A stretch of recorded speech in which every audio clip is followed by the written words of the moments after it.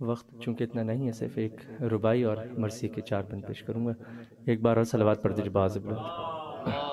سلام.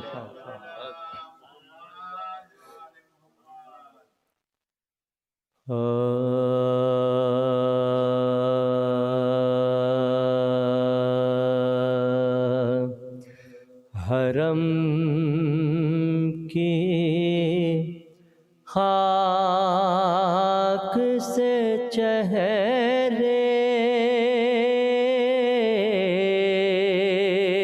کو جگمگاتے ہوئے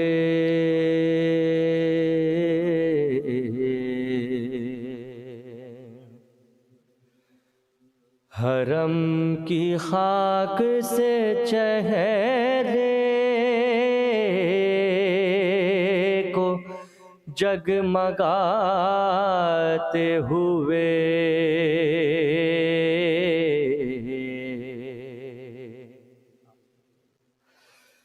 درود پڑھتے ہوئے منقبت سناتے ہوئے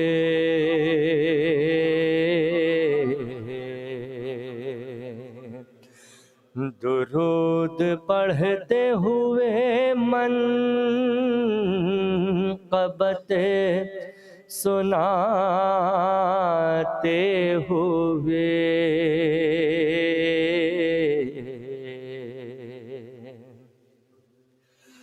مدینے جا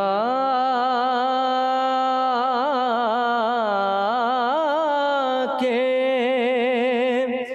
درے سیدہ پہ بیٹھتا ہوں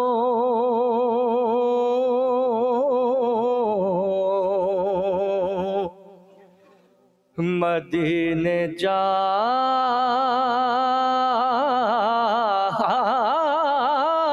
کے درے سیدہ پہ بیٹھتا ہوں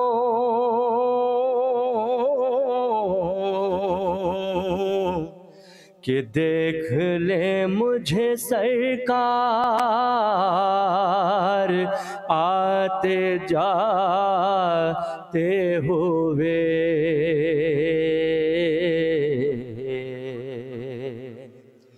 کہ دیکھ لے مجھے سرکار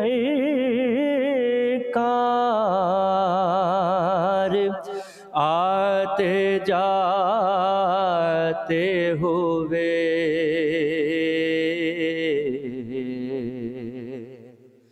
حرم کی خاک.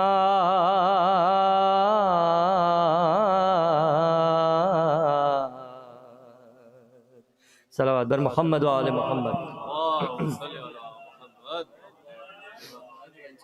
فاتحہ کی التماس ہے. الفاتحہ.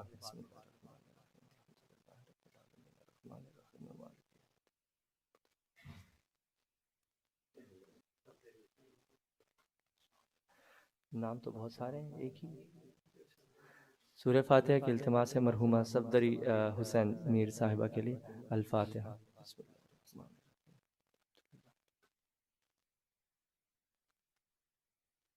صراط الذین انعمت علیہم غیر المغضوب علیہم ولا الضالین. اللہم صلی علی محمد و آل محمد. 4 بند مرثیے کے جناب خدیجہ کی رحلت کے حوالے سے پیش. ایک بار صلوات پڑھ دیجیے باز بلند.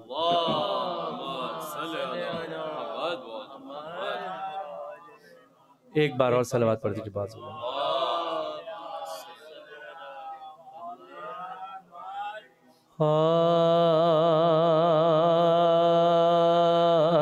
ماں کا جو سایہ فاطمہ کے سر سے اٹھ گیا، ماں کا جو سایہ فاطمہ کے سر سے اٹھ گیا،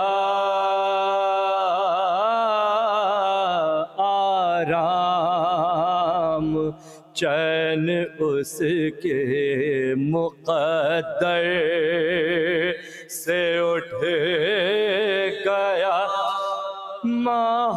محال جو خوشی کا تھا وہ گھر سے اٹھ گیا گویا قرار بیت پیمبر سے اٹھ گیا ماں فاطمہ کو چاہنے والی جو مر گئی ارے صدمے اٹھا کے ختیجہ گزر گئی صدمے اٹھا کے ختیجہ گزر ارے تھی عمر فاطمہ کی بہت کم بہت ہی کم سن 4 سال کا تھا کہ ٹوٹا یہ کوہ غم کہتی تھی اپنے باپ سے رو کر یہ دم بدم ارے کہیے بچھڑے کے اماں سے کیسے جیے ارے کہیے بچھڑ کے اماں سے کیسے جیے صبر و قرار سے ہمیں محروم کر ارے زندہ رہیں گے کیسے کہ اماں تو مر ارے زندہ رہیں گے کیسے کہ اماں تو مر ارے ہونے لگی نڈھال جو غم سے وہ دل ملو ہاتھ اس کے سر پا پھیر کے کہنے لگے من جانب خدا ہے یہ صدمہ کرو قبول اس غم پر صبر کرنا بھی اس غم کا ہے اصول اس غم پر صبر کرنا بھی اس غم کا ہے ہر صدمہ عظیم پا آنسو بہانے ارے ہر صدمہ عظیم پا آنسو بہانے دنیا میں تم کو اور بہت غم اٹھا ارے دنیا میں تم کو اور بہت غم اٹھا ارے تم کو خبر نہیں ہے کہ کم سن ہو تم ابھی کیسے بغیر ماں کے گزرتی ہے زندگی کیسے بغیر ماں کے گزرتی ہے زندگی ہم درد و غم گسار بھی ہوتا نہیں کوئی ہر موڑ پہ ستاتی ہے رہ کے بے کسی ہر موڑ پر ستاتی ہے رہ رہ کے بے جب زندگی میں رنجو الم یاد آتے ہر ایک قدم پہ ماں کے کرم یاد آتے ہر ایک قدم پہ ماں کے کرم یاد آخری بات اور طے ہو چکا جو غسل و کفن کا بھی میں طے ہو چکا جو غسل و کفن کا بھی میں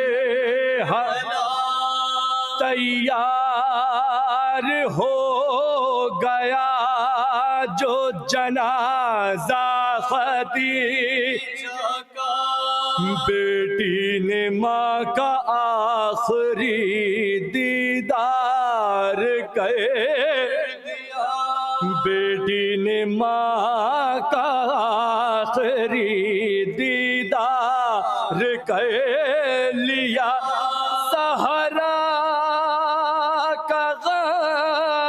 رسول سے دیکھا نہ جائے گا زہرا کا غم رسول سے دیکھا نہ جا سکا فرتے علام سے زہرا کی حالت بگڑ گئی اس کم سنی میں ماں سے یہ بچی بچھڑ گئی اس کم سنی میں ماں سے یہ بچی بچھڑ گئی ماں کا جو سایہ فاطمہ صلوات بر محمد و آل محمد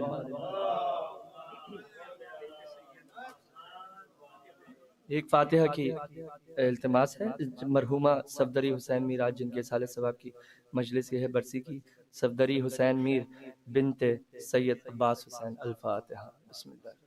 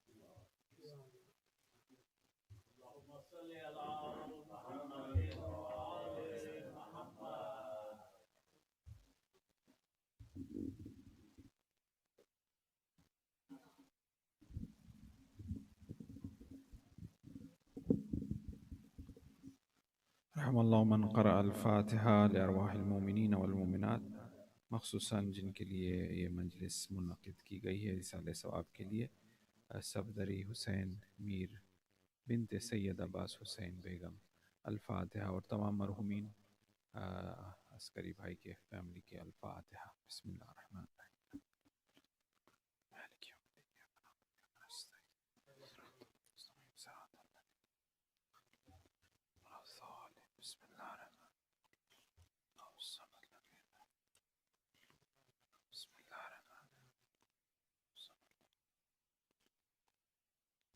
اعوذ باللہ من الشیطان الرجیم بسم اللہ الرحمن الرحیم الحمد للہ اولہ بلا اول کان قبل و آخرہ بلا آخر یکون بعدہ الذي قصرت عن رؤيته أبصار الناظرين وأجزت عن نعته أوهام الواصفين.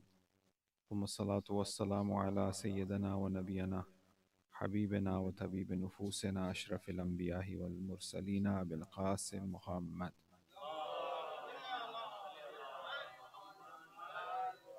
وعليه الطيبين الطاهرين المعصومين المظلومين واللعنة الدائمة على أعدائهم وغاصبي حقوقهم ومنكري فضائلهم ومناقبهم أجمعين من الآن إلى قيام يوم الدين. أما بعد، قال الله الحكيم في محكمه الكتاب المجيد: بسم الله الرحمن الرحيم. الذين ينفقون أموالهم في سبيل الله ثم لا يتبعون ما أنفقوا. صدق الله العلي العظيم.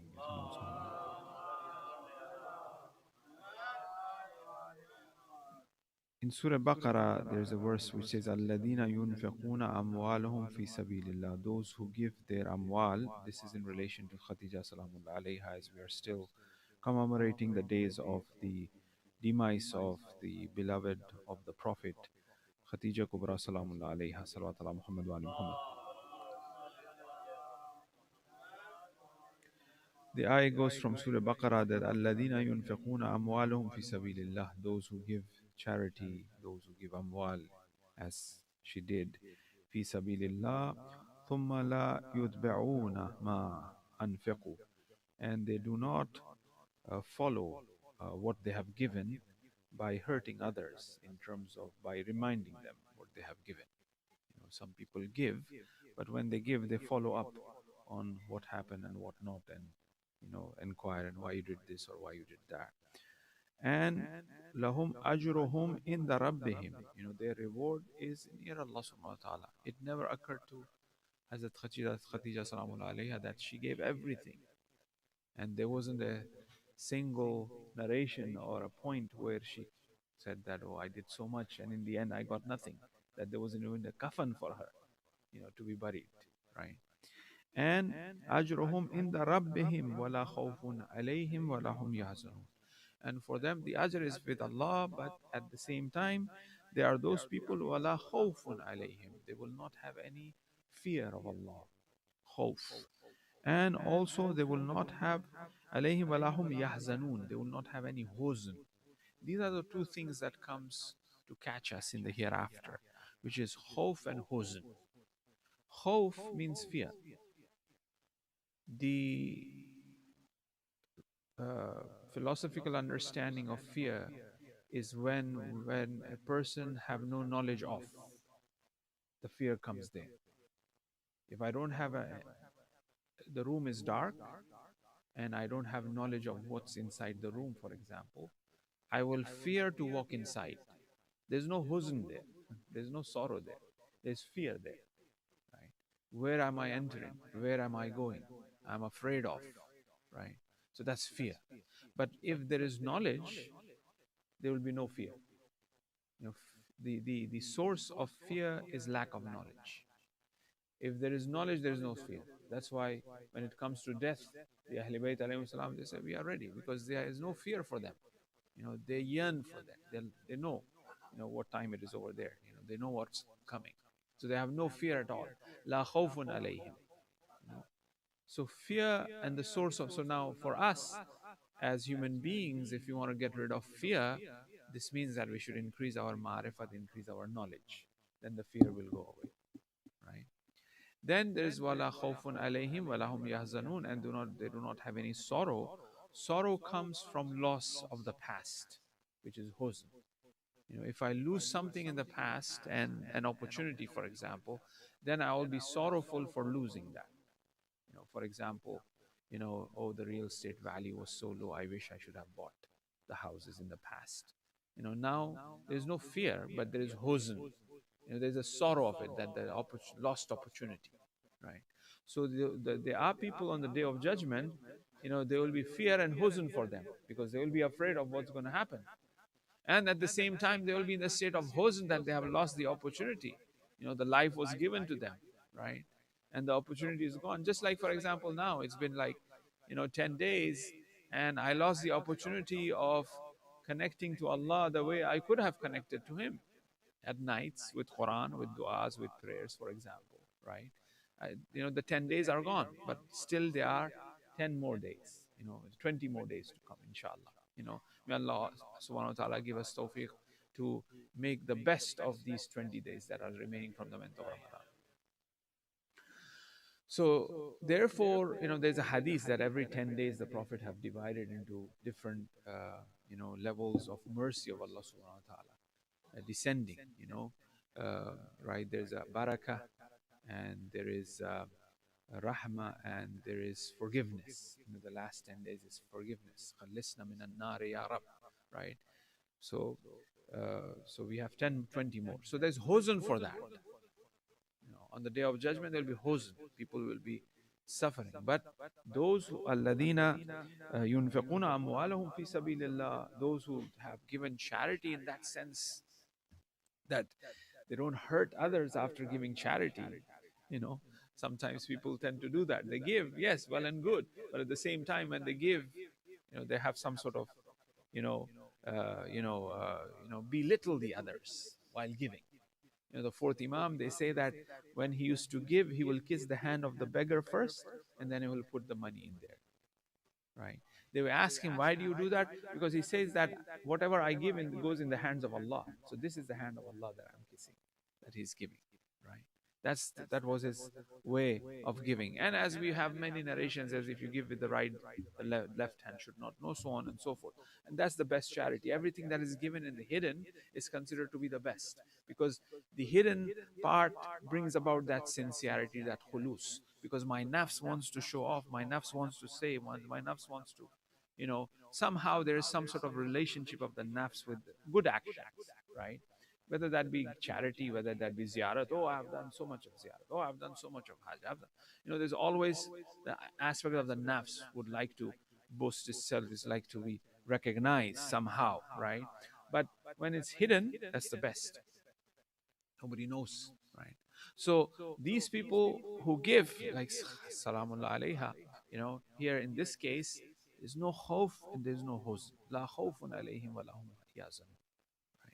There will be no sorrow for those type of people. Salat ala Muhammad wa ali Muhammad.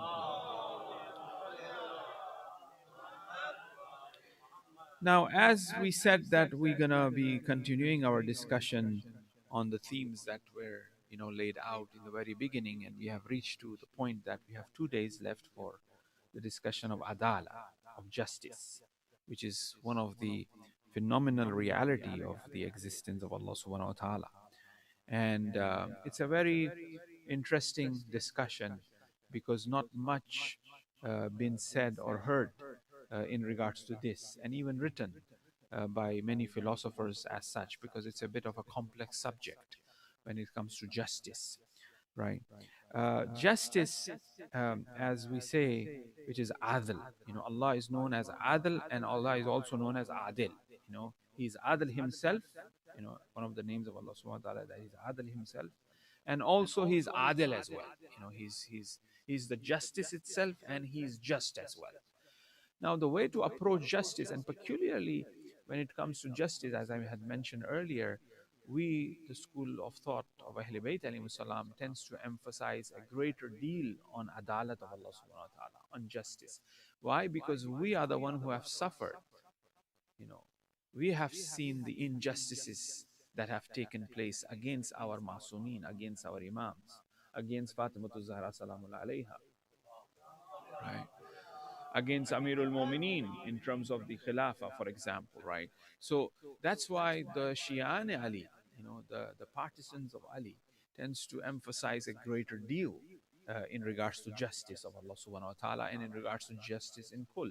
For example, even one of the criteria and conditions of leading prayers, as they say, is adalat, right? Amongst us, it is usually we reluctant to pray, to lead the prayers. We are a bit reluctant to, because adalat is of value. But in terms of, for example, amongst the Ahl Sunnah brothers, you don't really find that sort of reluctancy. One is praying, well, we just tap at the shoulder and join, well and good, it's reward, to do Jamaat is greater reward, obviously. But the point is, why the Shias tend to be a bit reluctant is because of this reality of justice, because it's a really a big thing. Justice is a really a big thing, right?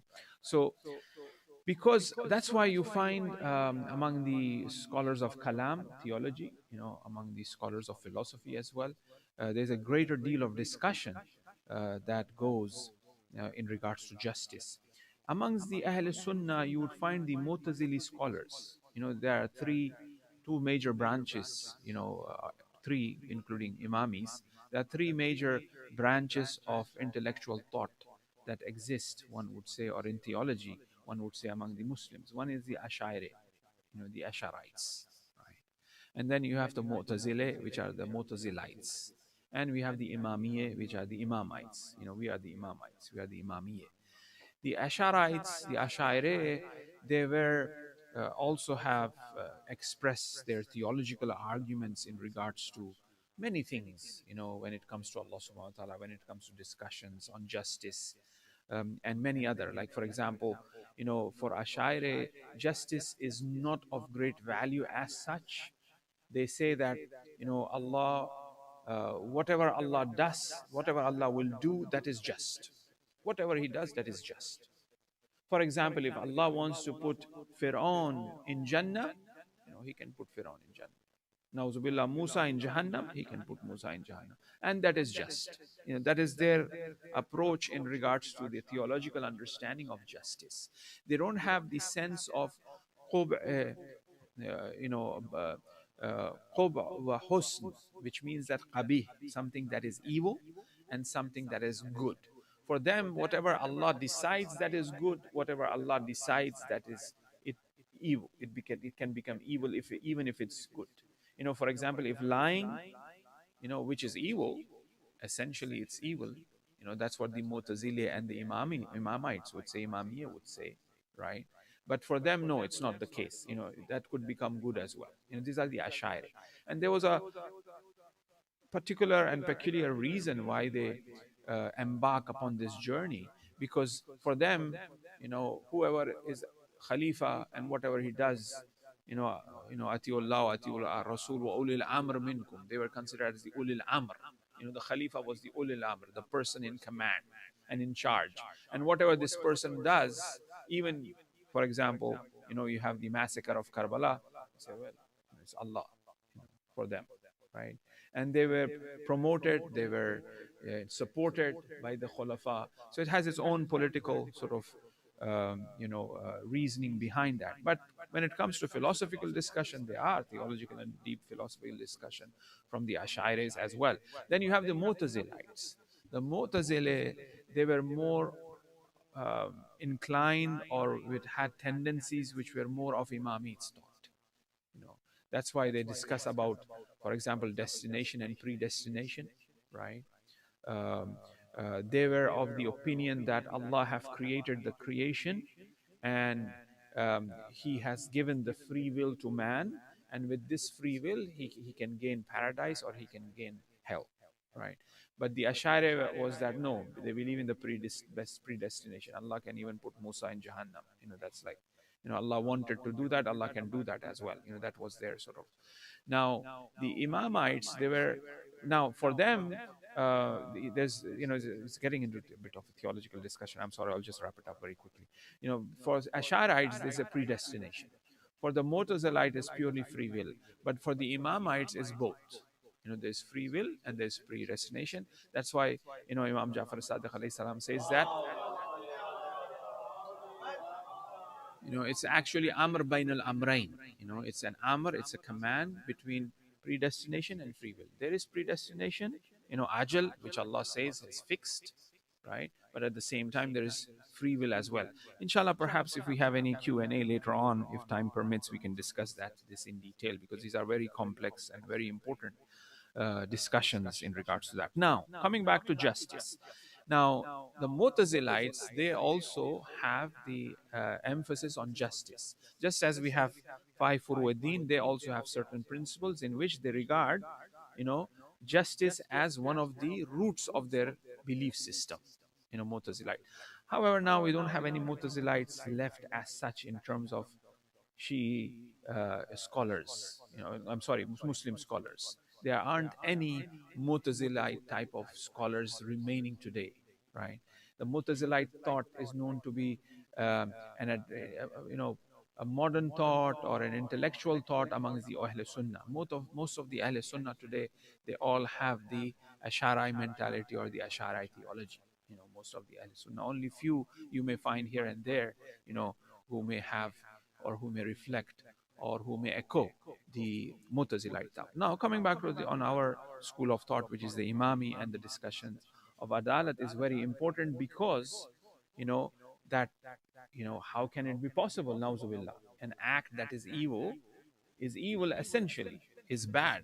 Lying, murder, killing, cheating, these are all evil things and they are essentially bad. And it is not possible that Allah will allow something of that to happen, right? It's not in the nature of Allah to behave that way. It will be unjust. It will be unjust if Allah behaves that way. It will be unjust. And Allah is just. Allah is adil, and Allah is adil itself. How can it be possible that a person who have worked all of his life so hard and in the end he's not rewarded just because Allah does not want?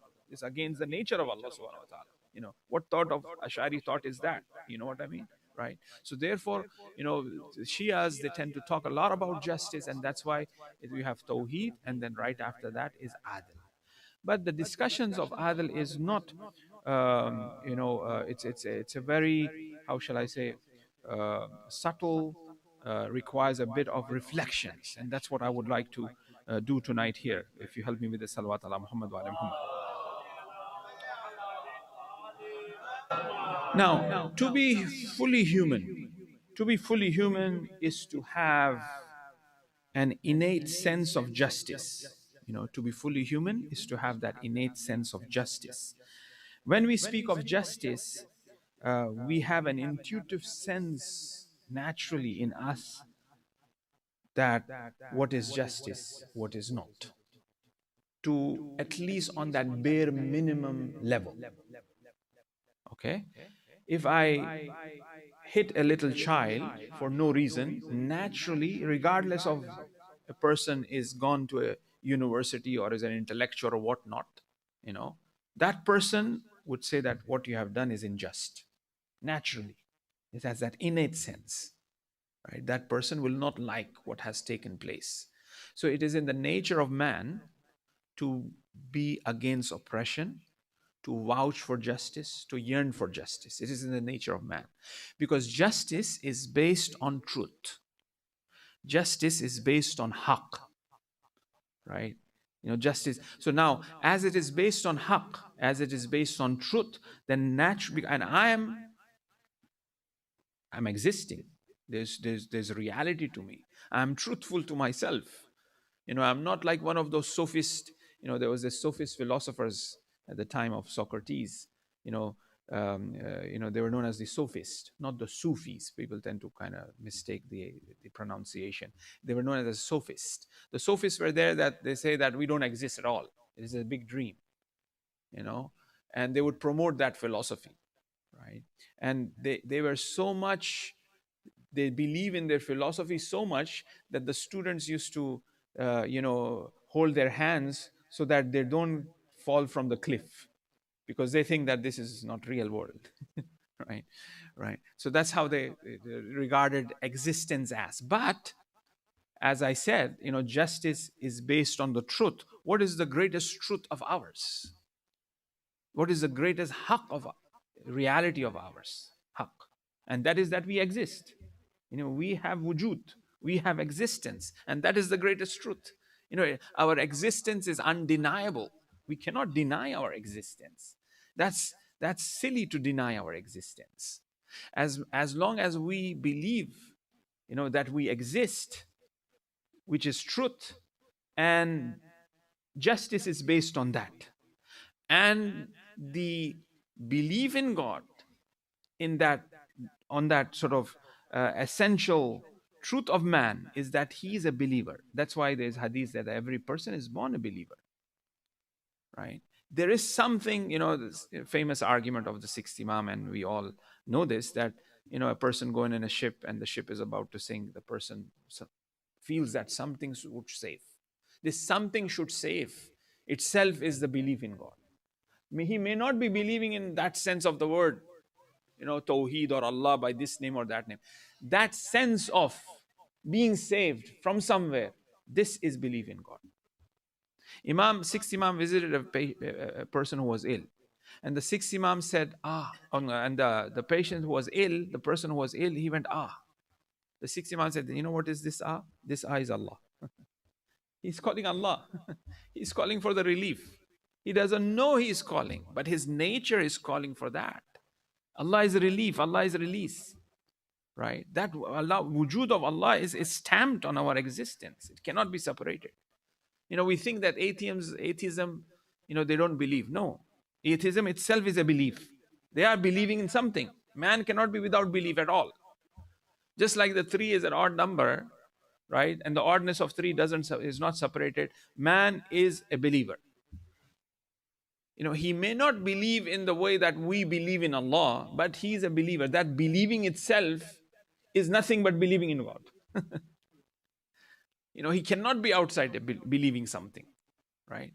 So, and also there is min karbala. For Imam Hussein, what did he say? The sixth Imam relates this of this person who is ill and the to Hussein, where he says when he reached, and he says min karbala, min karb wa bala. And where Hussein is saying Hussein is not saying he's saying Allah is my refuge from karb wa bala. No, that's Allah. That's the existence. Now, as justice is based on the truth, and which is our existence, so therefore it is undeniable. Justice is undeniable. Naturally we yearn for justice. We like justice. We love justice. We vouch for justice. That's why there's this slogan, no justice, no truth. Right?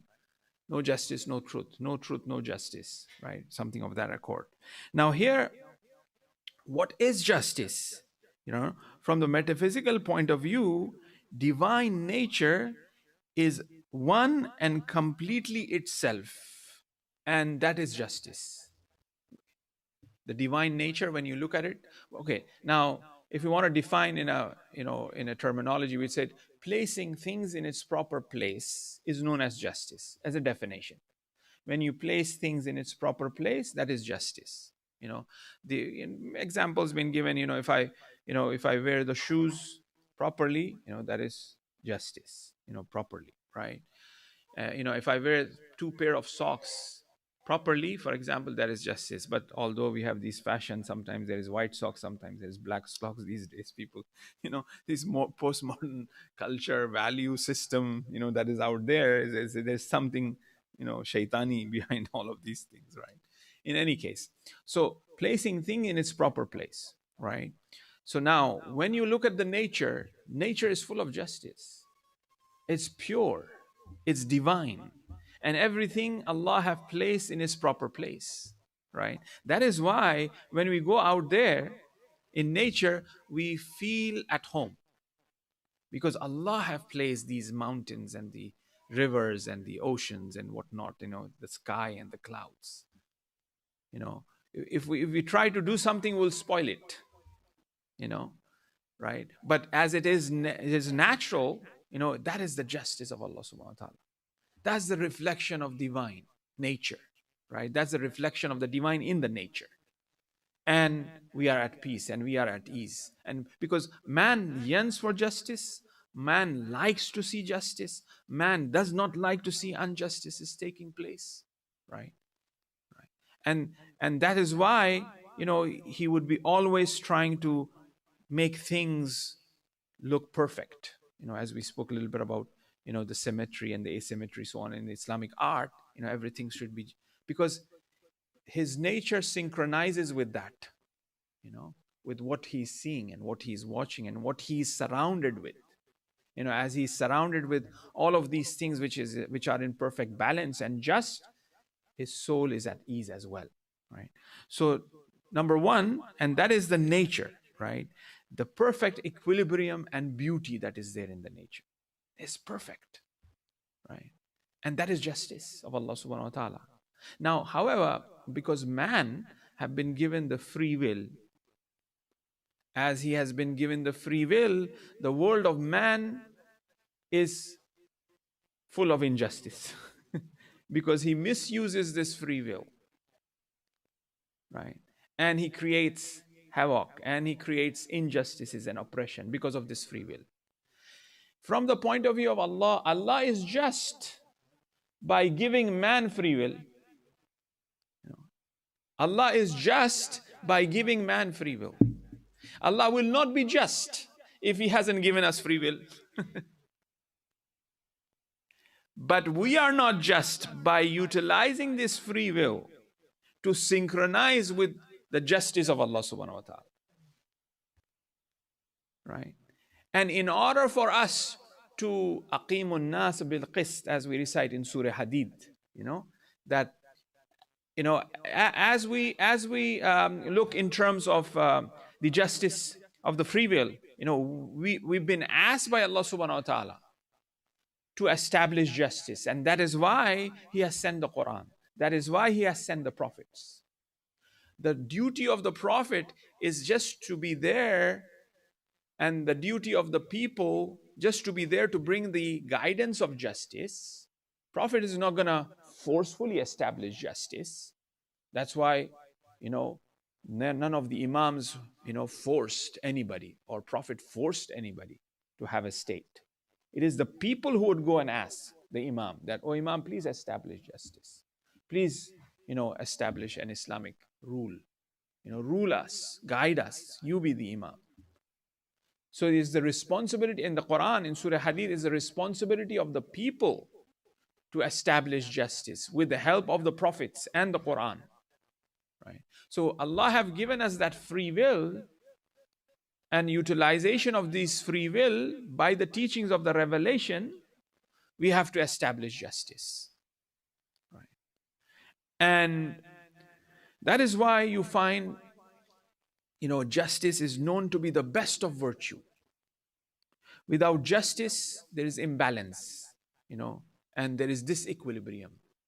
Aristotle in ethics, he discusses justice, he discusses akhlaq from the point of view of justice. And that is, if a person is very courageous and very strong, right, and he is not humble, then this person would be an oppressor. If a person is too humble, then this person is a timid. You have to have that balance. The balance of humility with the balance of shuja'ah, courage, then that makes the perfect man. And that is justice. Right? So justice is the best virtue that a person can have. For example, if a person is just generous, giving everything, right? And this person has given everything, but he does not have the balance of sabr in oneself. After giving everything, next day, that person will complain. Oh, I have given so much, Allah, you didn't get back to me at all. Right? This Ahl Bayt alayhi salam, for them is something else. Surah Dahr. A person comes first night, they give everything. They were about to break fast. Second day, third day, right? Many a times we hear a lot of good things and we think that, oh, I'm going to do it, right? We quickly jump into it without calculation. We have to have that calculation and understanding, right?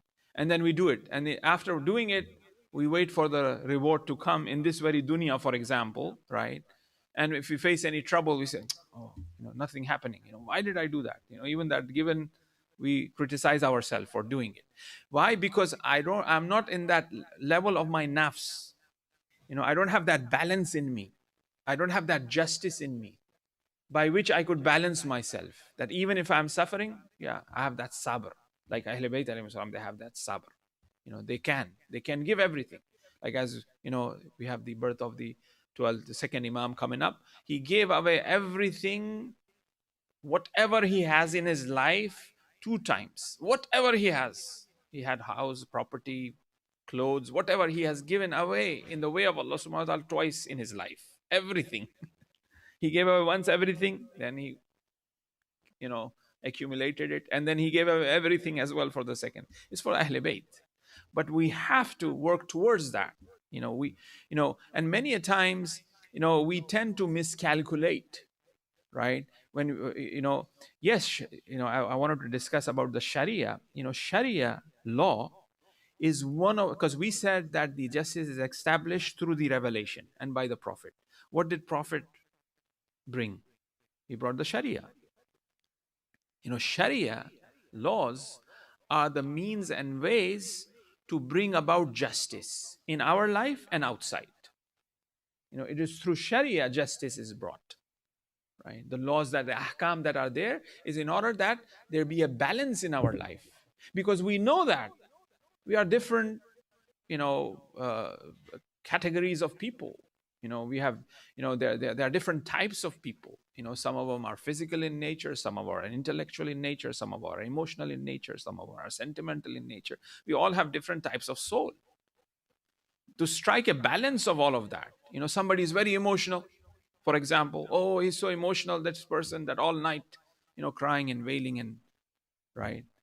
But when it comes to take care of the family, it's imbalance, right? You have to take care of the family as well. You have to take care of the friends as well. You have to sit with them, eat with them, speak to them at the same time. All the time, for example, a person is in masjid or sajda, is an imbalance, right? It's extremism. One of the things that, modern man, unfortunately, doesn't realize, and that is, yes, we are against extremism. We all talk about extremism, right? And the postmodern period is full of extremism. The only extremism that we talk about is religious extremism, because religion is a critique on the postmodern period. That's why we never talk about material extremism. A tea in Bangladesh, a tea in New York, a tea in New York will cost 2 months stipend for poor people living in Bangladesh. This is extremism.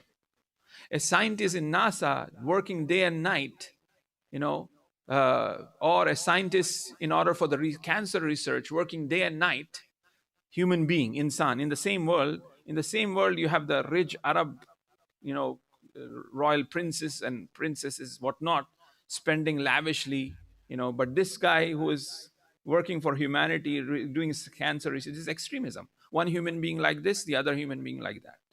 Why do we have this extremism? Because the postmodern period have promoted extremism. But the only thing that we talk about extremism is religious extremism. I'm not saying that there is no religious extremism.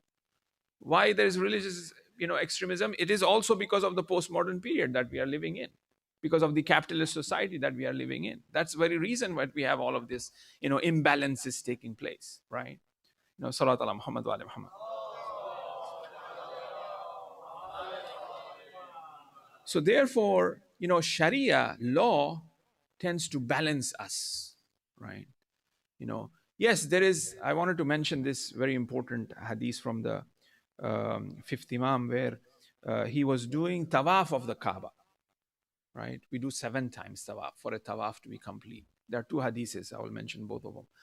As he was doing tawaf of the Kaaba, of the 3rd tawaf, a friend of his comes and tells him something. Right away, he leaves the tawaf. He goes out, and the people are watching, and then he comes back. And he finished his tawaf after 4 circles. He said, Mawla, you just did 4. You need 7 to finish. He says that, no, I went to help a poor person outside, and I never left my tawaf.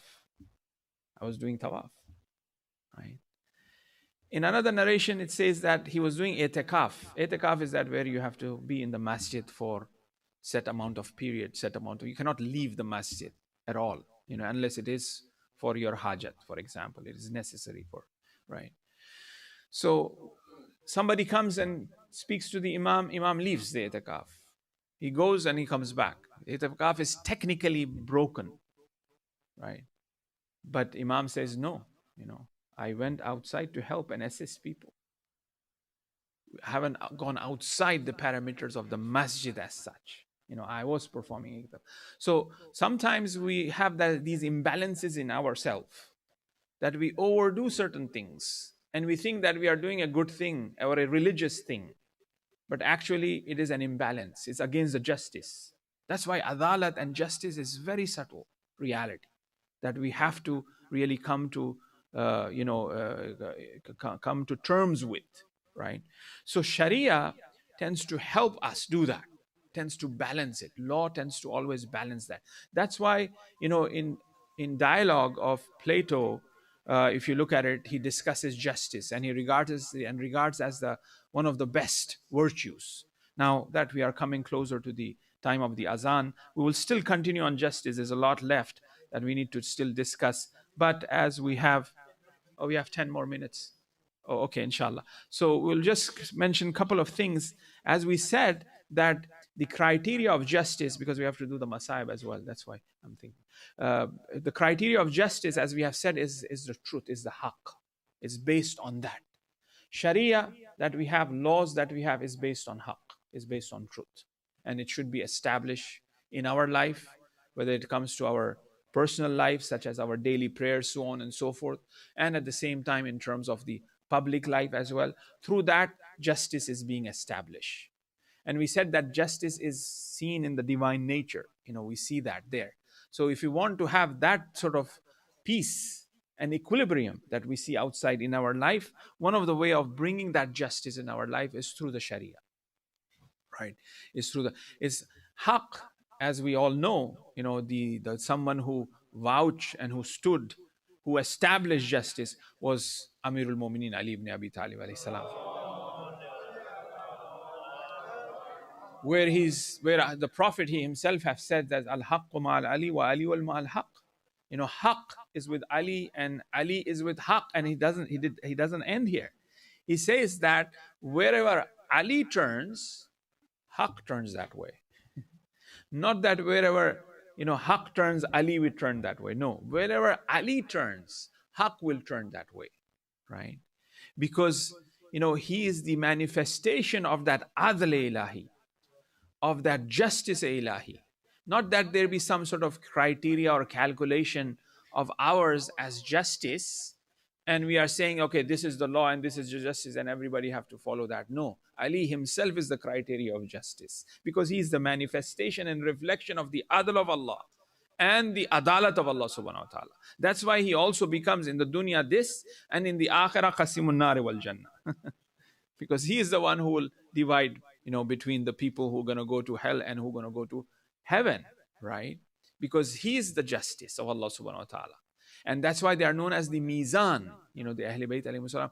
Mizan is another term that we use for justice. You have qist in the Quran being used, you have adl, and you have Mizan. And Mizan is that balance, right?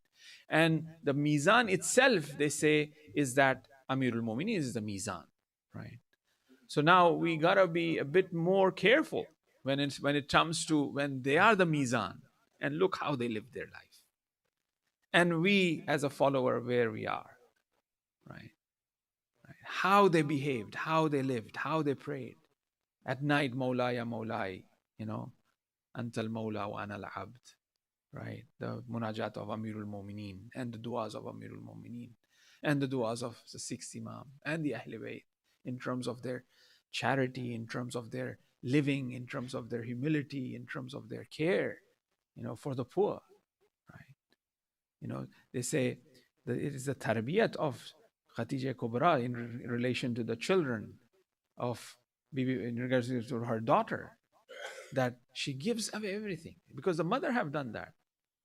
The very libas that was bought for her marriage, the very next day she gives away. There's nothing for them to eat at night. We spoke about the Surah Dahr, 3 days. They give away everything what they have in the way of Allah subhanahu wa ta'ala, right? This is the tarbiyah of Khadija Kubra that we see, of the Prophet, of Islam, of Deen, of Quran, right? And they came out in flying colors, with that responsibility which they have been given, right?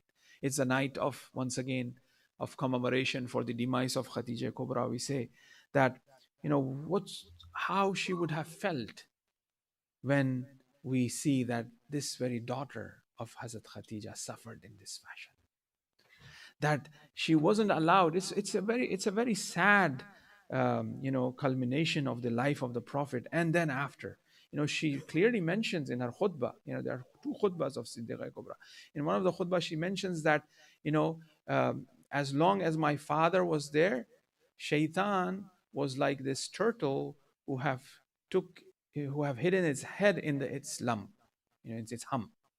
How turtles or tortoise are. They hide them when there's a danger. They hide their head inside the hump, right? So she uses that example in the khutbah. She says that as long as my father was there, this is how Shaitan was, and as soon as my father died, look what you all have done. You have usurped the right of my of Amir, of Amirul Mu'mineen, right? She mentions that in the khutbah, and you see that she vouched for that wilayat, for that imamat, for that justice, and she stood for it, right? And it's been mentioned that when the Prophet died, this is from Tariq ibn Kasir, the Ahl Sunnah sources, it said there were six people to give ghusl and kafan to the Prophet out of all. Six people were left, to take care of the funeral of the Prophet, right? And then after that, what they did with the daughter of the Prophet, as we see that, she says that you cannot, it's been mentioned to her that either you cry at night or you cry at day. Amirul Mu'mineen made a special room for her far away, that she would go and cry there for father. That's how the daughter of the Prophet was treated right after the demise, right after the wafat of the Prophet, shahadat of the Prophet. As we see that they came with the fire, they torched the door of Bibi Fatima to Zahra salam. Not only that, they torched the door, they burned, they kicked the door that befell upon Bibi Fatima, and the slave of one of them, hit by the cover of the sword on Bibi Fatima to Zahra salam alayha. She was hurt, and it is this very wound that the sixth Imam says that because of this she was martyred, right? And when they took Ali out by putting the rope in the neck of Ali, Fatima ran towards Masjid al-Nabawi. She fell on the ground and she crawled towards Masjid al-Nabawi. And she said that if you don't leave Ali, I'm going to call the curse of Allah subhanahu wa ta'ala on. And Ali says that, oh Fatima, look what your father have done so much, right? And then she brought Ali back. She was the protector of Ali. That's why when Ali was burying Fatima, Ali says that my days will be like these dark nights from now on without Fatima. Ali never put perfume after the shahadat of Siddiqa Kubra Fatima to Zahra Salama. When Ali was burying Fatima, he says to the Prophet, "O Prophet, ask what zulm the ummah have done on Fatima, because she even used to hide that from me."